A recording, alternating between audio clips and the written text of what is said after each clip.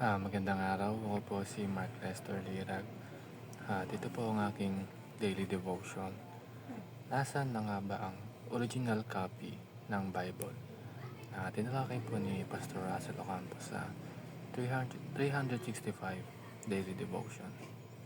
Ang Bible verse po ngayong araw ay galing sa 2 Timothy chapter 3 verse 16. Ang sabi po dito ay, all scripture is God-breathed and useful for teaching, rebuking, correcting, and training in righteousness. Ang first teaching ngayong araw ay the original copy is inspired by God.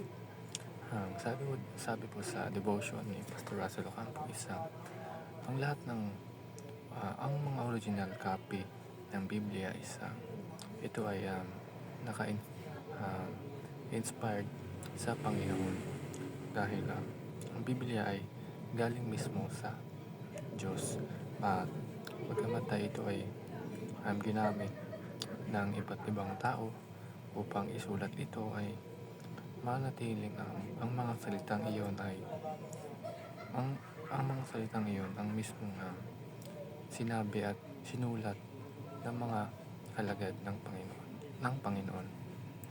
Ang second teaching is the original copy of the Bible is lost.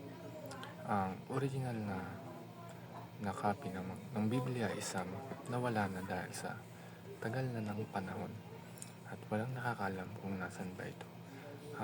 Nawala ito dahil siguro is sobrang luma na or nasira na dahil ang mga papel noon is hindi pa ganun katibay katulad ng mga papel ngayon. Kaya nawala ang original copy ng Bible.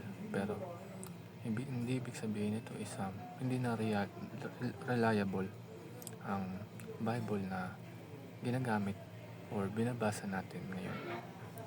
Ang last teaching is the modern Bible is still God's Word.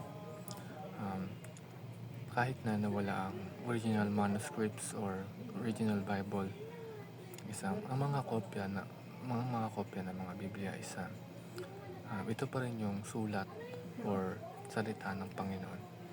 Kahit na ito ay nagsalin-salin sa ibang mga lingwahe at wika at ito is yung iba nagkakamali sa ibang meaning dahil ito ay galing sa Hebrews at sa Greek na language at ito ay minsan na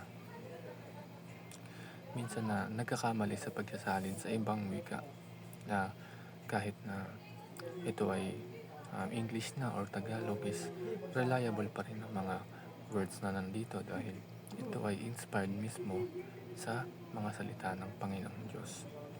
At tandaan natin na ang lahat ng mensahe, utos at kwento sa mga Bible na binabasa ngayon natin ay totoo pa din at ito ay isang batayan ng ating pagpapalalim ng ating pananampalataya sa Panginoon. Yun lamang.